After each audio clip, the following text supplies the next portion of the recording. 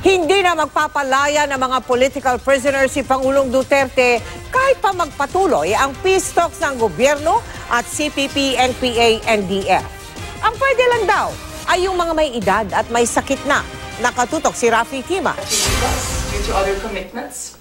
Pinayagan man ang pagpapatuloy ng usapang pangkapayapaan sa pagitan ng pamahalaan at CPP, NPA, NDF na natili ang pagumatigas ni Pangulong Rodrigo Duterte sa hiling na pagpapalaya sa mga nakakulong na political prisoners.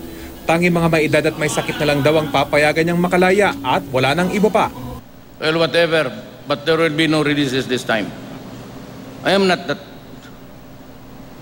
Yung last release ko yun na. Pero yung mga NPA na matanda na may sakit, kasali yun doon. But that is a different category. It's because they are dying or helplessly old age. They cannot even lift a finger to wash their bodies. Eh, umay na kayo. Pero yung no more releases yung mga active. Kinumpirma naman ng NDF Peace Panel na ngako ang pamahalaan na palalayain ang mga may sakit at nakatatanda kasabay ng muling pagbubukas ng usapang pangkapayapaan sa susunod na buwan. Pero pagdating sa mismong fourth round ng usapan, tatalakayin pa rin daw ang pagpapalaya sa mga nalalabi pang political prisoners na isa sa kahilingan ng NDFP bago magkaroon ng isang bilateral ceasefire agreement.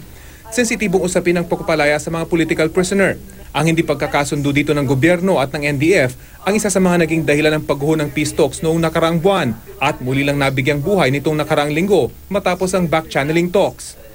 Kanina nakipagpulong ang GRP sa kinatawan ng mahigit 30 government agencies para talakayin ang kanilang panukalang Comprehensive Agreement on Social and Economic Reforms o CASER. Kailangan daw kasing maipatupad ang pagbabago at pag-aayos sa mga pulisiya ng gobyerno. It should be budget realistic. Di ba? Maganda yung nag-agree kayo eh. Nagpirmahan kayo eh. Wala namang pera. E di, nagbobolahan na lang tayo rito, di ba? Posible umunong umabot ng 100 bilyong piso ang kakailangan ng pondo para maipatupad ang mga pagbabagong ipapangako ng pamahalaan sa NDFP para matugunan ang ugat ng kanilang rebelyon. Kabilang dito ang posibleng pagbabago mula sa kasalukuyang porma ng gobyerno patungong federalismo. Kaya naman bukod sa pondo, oras ang hinahabol ng magkabilang partido. Rafi Tima, Nakatutok, 24 Oras.